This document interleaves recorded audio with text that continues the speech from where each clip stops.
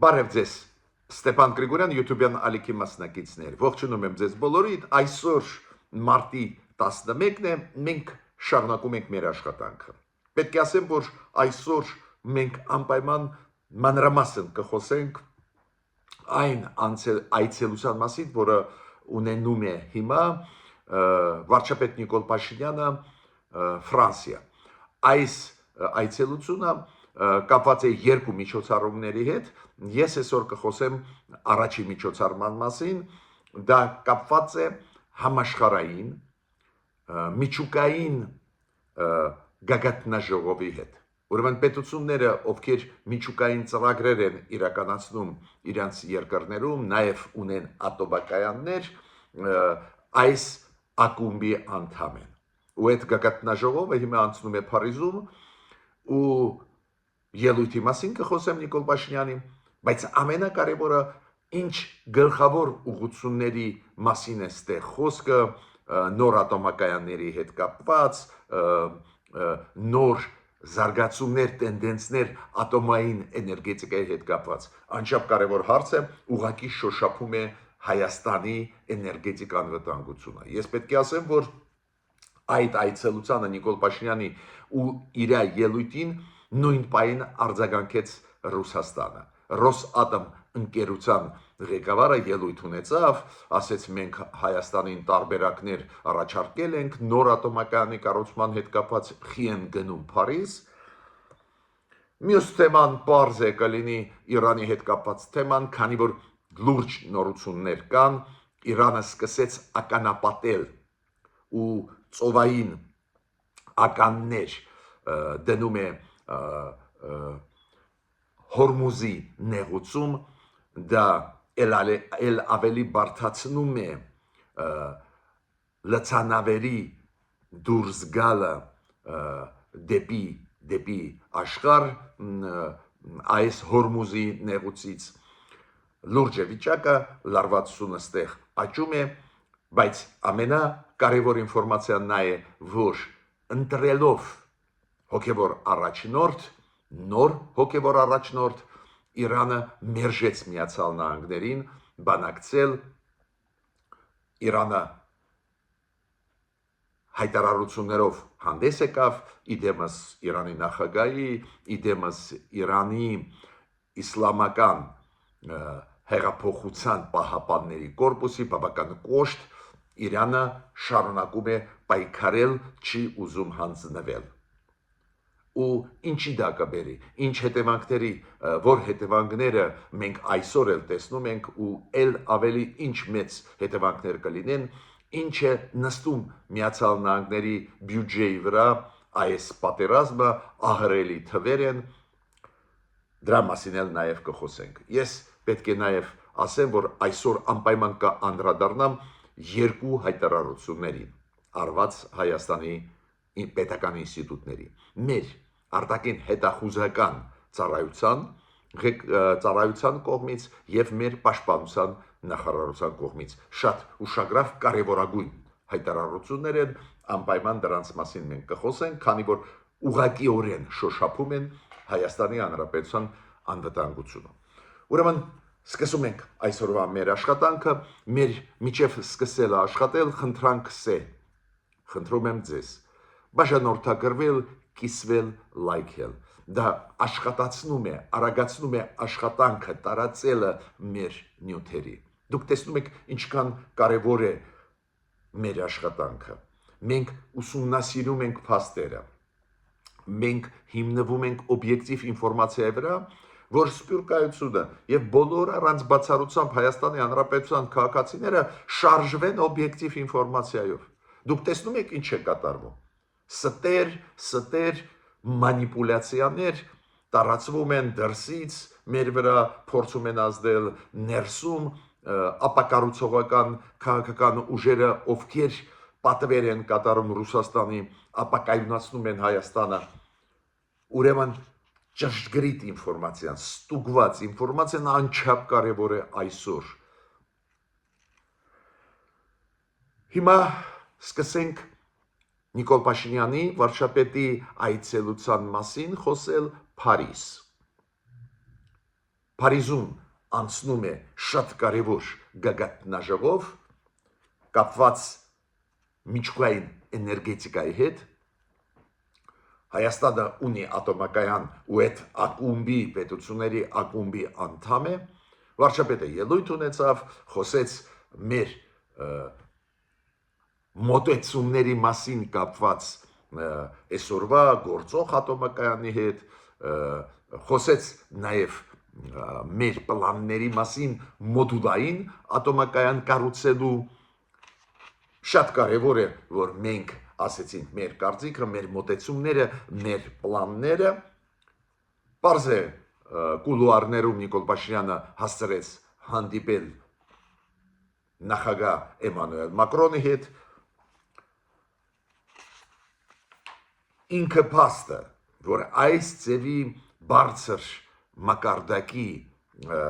ֆորումներում մենք մասնակցում ենք, մեր կարծիքը ասում ենք շատ կարևոր է, բայց նաև կարևոր է հասկանալ գլխավոր տենդենսները, զարգացումները։ Օրինակ, ինձ համար անչափ կարևոր էր ելույթը տիկին Ուրսուլա ֆոն դեր Լայենի։ Տիկին Ուրսուլա ֆոն դեր Լայենը, որը Եվրոմիության Եվրոհանձնաժողովի նախագահ է, ժողովրդի լեզվով ասեմ, Եվրոմիության կառավարության ղեկավարն է։ Ինքը ասեց, որ ստրատեգիկ ռազմավարական սխալ էր հրաժարվել ատոմային էներգետիկայում Եվրոմիությունում։ Դուք հիշում եք դրա կողմնակիցներ նախկին կանցլերը վարչապետը Գերմանիայի, ինքը կտրականապես դեմ էր, որ ատոմակայանները շարունակեն աշխատել Գերմանիայում, դուք հիշում եք, նաև էկոլոգիական շարժումներ էին, վտանգը ատոմակայանի հետ կապված միշտ շոշափվում էր։ Դա է պատճառը, որ այդ քաղաքականությունը տարածվեց ամբողջ Եվրոմիության վրա, ու ինձ համար շատ կարևոր է, որ Ուրսուլա ֆոն դեր Լայենը հայտարարեց, որ դա ստրատեգիկ սխալ էր։ Իդեպ ասեմ ձեզ, այն ժամանակ էլ մենք շատ զարմանում էինք, որ Գերմանիան կառուցում է Ռուսաստանի հետ երկու, հիշում եք, այդ գազամուղեր, հյուսիսային գազամուղ 1, հյուսիսային գազամուղ 2, որոնք հիմա չեն աշխատում Ռուսաստանի ագրեսիայից հետո Ուկրաինայի դեմ 2022 թվականից, ու գազը նավթը փաստորեն գլխավորը դարձրեցին էներգետիկայի ոլորտում Եվրոմիության համար, ի տարբերություն միջուկային էներգետիկայի, որը շատ ու շատ ավելի մաքուր էներգետիկայի ու շատ ավելի վստահելի էներգետիկայի աղբյուր է։ Բայց ինձ համար այդ շատ կարևոր էր։ Ու ինչ ասեց Ուրսուլա ֆոն դեր Լայենը, հենց Եվրոմիությունը ուզում է հենվել հենց այս ձևի մոդուլային ատոմակայանների վրա, ավելի ճկուն, ավելի շարժունակ մեխանիզմների վրա։ Ուրեմն Հայաստանը ճիշտ է անում, որ պլանավորում է մոդուլային ատոմակայան կառուցել Հայաստանում։ Միայն մեկ խնդիր կա, որը պետք է ֆիքսի մեր կառավարությունը, չի կարելի երկար ձգձգել, ում ատոմակայան մոդուլային մենք պետք է կառուցենք։ Կարծես թե որոշումը կա, որ հենց ամերիկյան տեխնոլոգիաներով, բայց դա չի կարող լինել ռուսական տեխնոլոգիաներով։ Իդեպ ասեմ ձեզ, նույն պահին անմիջապես հետո Նիկոլ Փաշինյանի ելույթից անմիջապես հետո մի քանի ժամ անց Ռուսաստանի Ռոսատոմի ղեկավարությունը այդ ընկերության հզոր պետական ընկերության Ռոսատոմի ղեկավարությունը ելույթ ունեցավ գլխավոր տնօրենը ու ասեց, մենք Հայաստանին շատ առաջարկներ արեցինք, նոր ատոմակայան եւ մոդուլային տարբերակ առաջարկեցինք եւ ավելի մեծ ատոմակայան, թող ընտրեն, մենք պատրաստ ենք, չեն գնում Փարիզ ու Փարիզում լուծում ստանում այս հարցի։ Բայց մեր խնդիրը գլխավորը որն է, ոչ թե բերել ատոմակայան դնել, այլ բերել ատոմակայան այն երկրից, որը եւ հզոր է, որի տեխնոլոգիաները ավելի զարգացած են, պարզը որոնք են այդ երկրները։ Միացյալ Նահանգներ, Ֆրանսիա, Ճապոնիա, այլ ոչ թե բերել ռուսական ատոմակայան, մոդուլային լինի թե այլ, ու էլ ավելի մեծ կախվածության մեջ մտնել Ռուսաստանից։ Այդ կախվածությունը բերեց իրոք ծանրագույն հետևանքների հայ ժողովրդին 2020 թվին, 2023 թվին։ Ուրեմն ստեղ շատ հստակ պետք է լինի մեր կառավարությունը ու այլ երկրի մոդուլային ատոմակայան պետք է կառուցի։ Ինչքան հասկանում եմ, գրեթե ընտրություն կատարվեց ի օգուտ ամերիկյան տարբերակի։ Նաև Նիկոլ Փաշինյանը հանդիպեց պարոն Գրոսի հետ, Ռաֆայել Գրոսի հետ։ Դուք գիտեք, Ռաֆայել Գրոսին այդ ՄԱԳԱՏԵ-ի միջազգային ատոմային էներգետիկայի այդ ինստիտուտի ղեկավարի հետ շատ ազդեցիկ մոնիտորինգ անցկացնող շատ կարևոր ընկերություն է առանց ՄԱԳԱՏԵ-ի ոչ մի ատոմակայան չես կառուցի, ոչ մի ատոմակայանի կյանքը չես երկարացնի, բայց բարեբախտաբար Հայաստանը այդ ոլորտում իրոք շատ լավ է աշխատում միջազգային կառույցների հետ, ՄԱԳԱՏԵ-ի հետ, բացի դրանից այս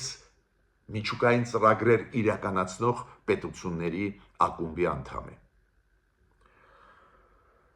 Իրան, Միացյալ Նահանգներ։ Ինչ է նշանակում, որ Իրանում ընտրվեց նոր հոգևոր առաջնորդ Ալի Խամենեի տղեն, որդին։ Դա նշանակում է, որ մերժվեց Դոնալդ Տրամպը, որ Իրանը ասեց Դոնալդ Տրամպ, դու ուզում էիր, որ մենք չընտրեինք հոգևոր առաջնորդ, դու ուզում էիր փոխել մեր պետական համակարգը, չստացվեց։ Դուք սպանեցիք Ալի Խամենեին, տեսակ մենք նոր այատոլլա ընտրեցինք։ Դա մարտահրավեր էր ցույց տալու համար, որ չհասավ Միացյալ Նահանգները իր ուզածին։ Միացյալ Նահանգները մյուս կողմից ասում են, չէ, մենք մեր շատ ու շատ ուզածներին հասանք, մենք բալիստիկ հրթիռների արտադրանքը ոչնչացնում ենք Իրանի, մենք ոչնչացնում ենք Իրանի միջուկային ծրագրերի պոտենցիալը եւ այլ եւ այլ։ Բայց այս ընտրություններից հետո Իրանը մերժեց Միացյալ Նահանգներին։ Ավելին, պարոն Արաղչին, Իրանի արտգործնախարարը ասեց, մեզ այդքան շատ էին խաբում, որ մենք բանակցությունների պլաններ, ծրագրեր չունենք Միացյալ Նահանգների հետ։ Հիմա նստենք, բանակցենք, քանի որ եւ անցած տարի հունիսի 12 օրյա պատերազմի ժամանակ միջև պատերազմը մենք բանակցում էինք, բայց ամերիկացիք պատերազմ սկսեցին, նույնը հիմա փետրվարի 28-ից առաջ մենք կարծես թե բանակցում էինք ամերիկացիների հետ, դրանից հետո Միացյալ Նահանգները սկսեցին լայնամասշտաբ պատերազմական գործողություն։ Ուրեմն պարոն Արաղչին մերժեց պլանները, առաջարկությունները տարբեր միջնորդների միջոցով արված առաջարկությունները ամերիկացիներին փոխանցված Իրանին մերժեցին։ Պարոն Պեզեշկյանը նախագահան Իրանի ասեց, մենք քաղաքակրթություն ստեղծած ազգ ենք, որի քաղաքակրթությունը 6000 տարեկան է։ Ուրեմն ոչ ոք մեզ չի կարողանալու ոչնչացնել, շատ էին պետություններ, ուժեր այդ պատմության մեջ, որոնք ուզում էին մեզ ոչնչացնել, ոչ մի բան չստացվեց։ Այդ հայտարարությունները ցույց են տալիս, որ շատ կոշտ են տրամադրված այսօրվա իշխանությունների Իրանի։ Քանի որ Իսրայելի եւ Միացյալ Նահանգների լայնամասշտաբ ռմբակոծությունները ամբողջ Իրանի տարածքով չկարողացան խաթարել պետական համակարգը, պետական համակարգի աշխատանքը։ Ու դա է պատճառը, որ իրանցիք չեն ուզում հանձնվել, շարունակում են այդ պայքարը, ինչքան էլ անհավասար վիճակում լինեն, պարզ է, որ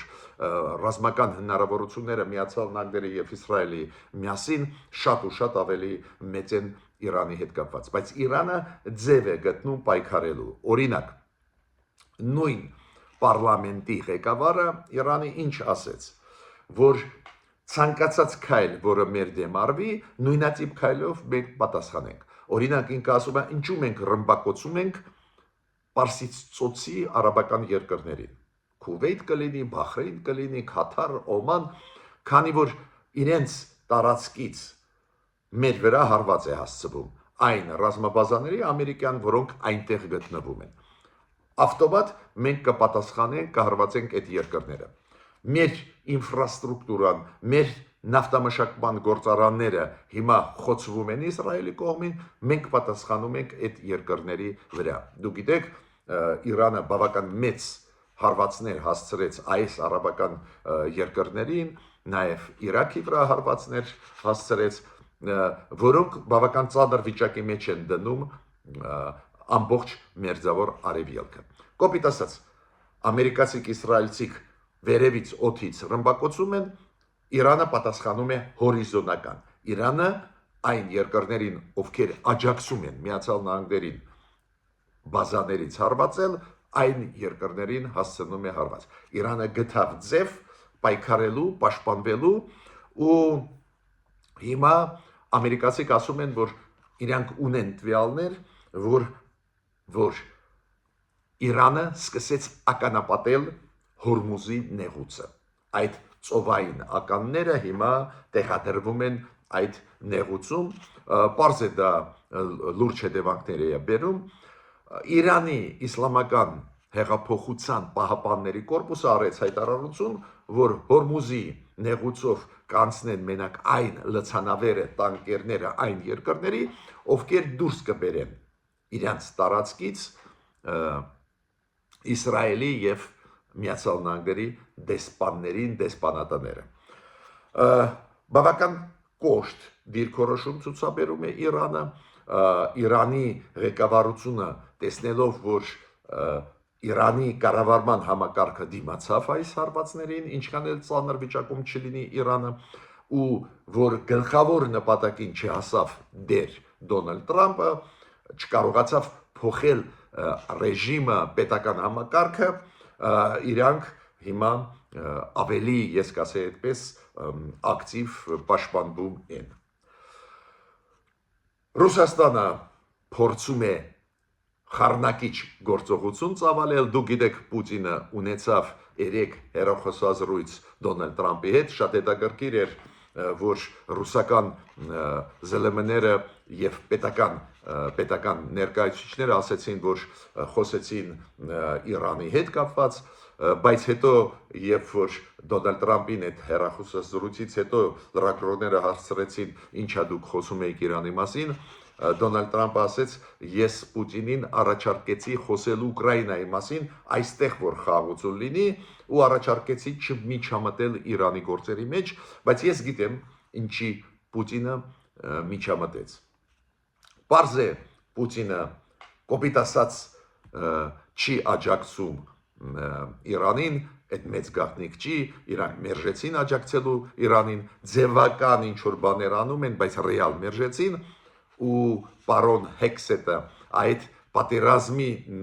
նախարարը Միացյալ Նահանգների հայտարարեց, որ Ռուսաստանը չի միջամտի, խոստում տվեց, հասկանում է լուրջ հետևանքները, որոնք կլինեն հենց Ռուսաստանի համար, Պուտինը այնուամենայնիվ ուզում է ինչ-որ բան ստանալ, ու երկու բաների վրա ես ուզում եմ ձեր ուշադրությունը դարձնել։ Պուտինը առաջինը փորձում է նավթի հարցի հետ կապված, որ Միացյալ Նահանգների սանկցիաները թուլանան, ինքը ուզում է այս պայքարը Իրանի ժողովրդի դեմ, այս ճգնաժամը նավթային օգտագործել, ի օգուտ Իրան, այդ դաս պետք է լինի իրանցիների համար, որ Ռուսաստանը հիմա հանձնում է իրանց, առևտրի մեջ է մտել Տրամպի հետ, որ սանկցիաները հանեք, մենք Իրանին չենք աջակցի, եւ երկրորդ հարցը, որը շոշափում է մեր շահերը։ Ռուսաստանը նաև Պուտինը խոսած Տրամպի հետ խոսեց հենց այս կարևոր հարցի հետ կապված։ Այդ հարցը կապված է հայ-իրանական եւ ադրբեջանա-իրանական սահմանի հետ։ Խոսվեց նաև դրա մասին, որ Ռուսաստանը մտահոգված է, որ հարավային Կովկասում կարող է լարվածություն լինի, ինչքան հասկանում եմ, Միացյալ Նահանգները ասեցին, որ զբաղվեք Ուկրաինայով, այս հարցերի մեջ չմտնեք։ Բայց ուզում եմ զգուշացնել մեր իշխանություններին, որ այս ձևի վտանգներ կան։ Ռուսաստանը ուզում է ինչ-որ բան ստանալ Միացյալ Նահանգներից, օգտագործելով այս ծանր վիճակը Իրանի ժողովրդի։ Ավելին, նավթի հարցը քննարկվել է, բայց որ Իրանում կասկածներ չառաջանան ու աշխարհում, որ հիմա Ռուսաստանը Մադուրոյից հետո հանձնում է նաև իրանցիներին, Պեսկովը ասեց, նավթի հետ կապված սանկցիաները հարցը չի քննարկվել Դոնալդ Տրամպի հետ, ինչը ակնհայտ սուտ է, բոլորս հասկանում ենք, որ դա քննարկվել է, քանի որ իրոք նավթի գները աճում են, Հորմուզի նեղուցը չի աշխատում ու դա այդ խնդրը երկար կլինի, մոտ շաբաթներս կշարունակվի, պարզ է, որ Միացյալ Նահանգները ինչ-որ սանկցիաներ նաև Ռուսաստանից պետք է թույլատնեն հանեն, որ ճգնաժամ մեծ նավթի հետ կապված չլինի աշխարհով մեկ, քանի որ այդ դեպքում աշխարհը ճնշումը կուղի ամերիկացիների վրա, կասի դուք խոստում եք տալիս մեկ շաբաթում լուծել հարցը Իրանին, չի ստացվում, հիմա դադարեցրեք այդ դեպքում պատերազմը։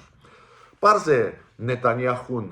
ուզում է շարունակել պատերազմել, Նետանյախուն ուզում է ոչնչացնել նավթամշակման այդ արդյունաբերությունը, նավթամշակման արդյունաբերությունը Իրանում ու հարվածներ է հասցնում ու չեն մտածում էկոլոգիական իրավիճակի մասին, ծադրագույն հետևանքներ դա ամբողջ տարածաշրջանի համար կունենա, Նետանյախուն իր հարցերը լուծում է ու իդեպ ասեմ ձեզ Միացյալ Նահանգների կոնգրեսում քննարկվում էր այդ հարցը, որ պարզ երևում է, որ տարբեր մոտեցումներ ունեն Իսրայելը, Միացյալ Նահանգները Իրանի հետ կապված։ Ընդհանուր իրանք դեմ են Իրանին, բայց տարբերություն կա ինչ հարցերն է լուծում։ Եթե Միացյալ Նահանգների համար ռեժիմի փոխումը գլխավոր հարցն է, եթե Միացյալ Նահանգների համար կարևորագույն հարցն է օրինակ միջուկային ծրագրերը թույլ չտալ, որ զարգացնի Իրանը, Իսրայելը նաև ուզում է ոչնչացնել բալիստիկ հրթիռների արտադրությունը Իրանում ամբողջությամբ, ուզում է ոչնչացնել նավթամշակման գործարանները, ինչը բերում է լուրջ հետևանքների նաև էկոլոգիայի ոլորտում ու բերեց այսօր ուրեմն լուրջ է վիճակը, սրումը շարունակվում է, պարոն Մերցը կանցլերը Գերմանիայի վարչապետը ասեց, որ մենք տեսնում ենք, որ ընդհանուր մոտեցում չեն ցուցաբերում ամերիկացիք ու իսրայելցիք ու չեն կարող հասնել իրենց ուզածի, ուրեմն լուրջ է վիճակը։ Հիմա ես պետք է ասեմ, որ այդ թիվը հրապարակվեց ամերիկացիների կողմից, որ ամեն օր պատերազմը Իրանի դեմ նստում է Ամերիկայի բյուջեի վրա մոտավորապես $900 միլիոն։ Պատկերացնում եք, գրեթե $1 միլիարդ օրը ծախսվում է այդ պատերազմի համար։ Պարզ է, դա Միացյալ Նահանգների կոնգրեսում նաև առաջացնում է հարցեր։ Հիմա այնուամենայնիվ շատ կարևոր է երկու ներքին քաղաքական հարցերի, որ ես անդրադառնամ։ 3-4 օրը մեր արտաքին հետախուզության ծառայությունը հայտարարությունով հանդես եկավ, որ կա երկիր, որտեղ որ Հայաստանի քաղաքացիներին պատրաստում են կամ ճնշում են գործադրում, որ իրանք գան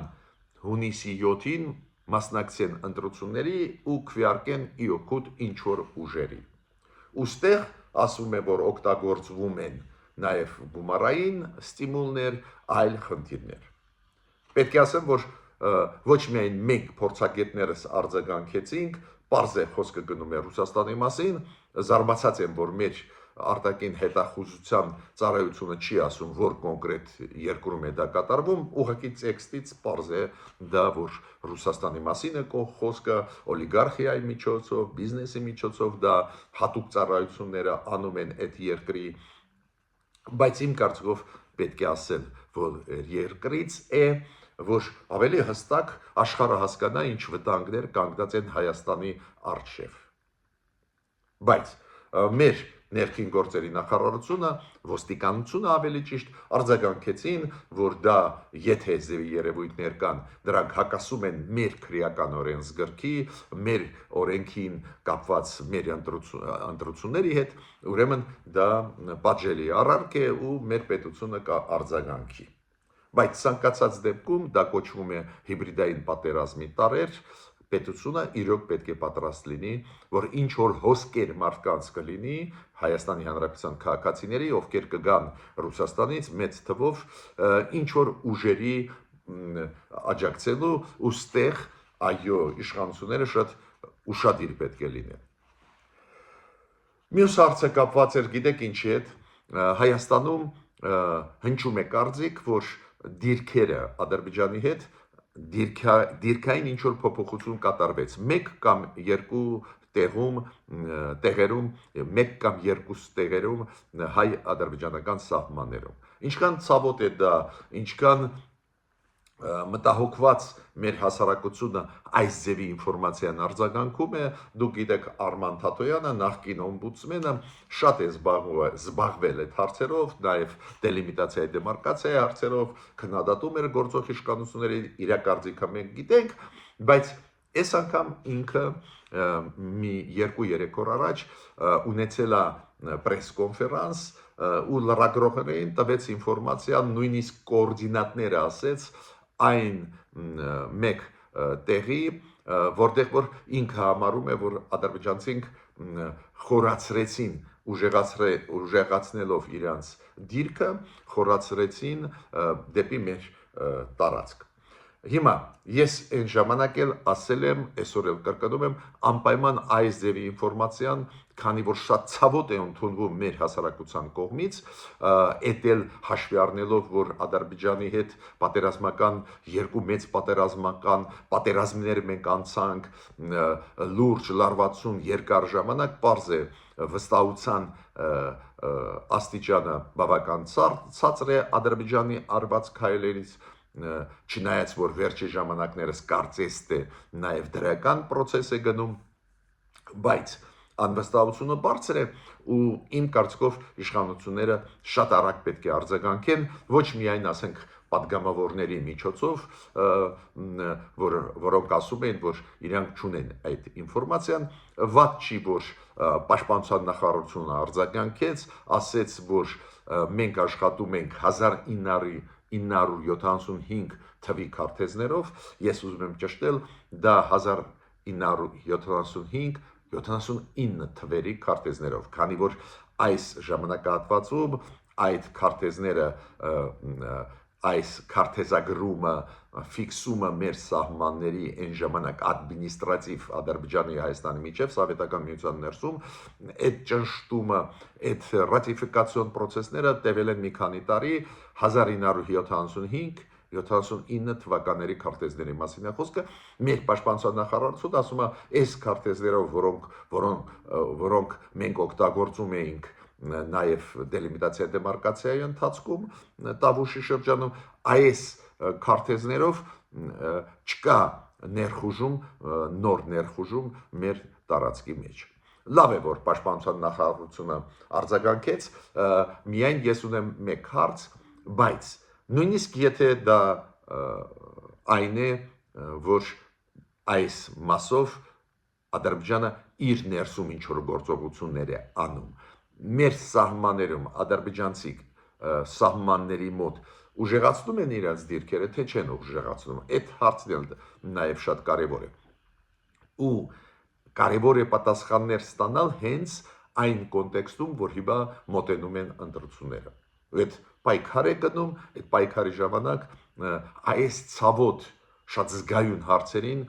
պետք է իշխանությունները ինչքան կարելի է սպառիչ պատասխաններ տան։ Ես ավարտեցի իմ ելույթը, մինչ նոր հանդիպումներ։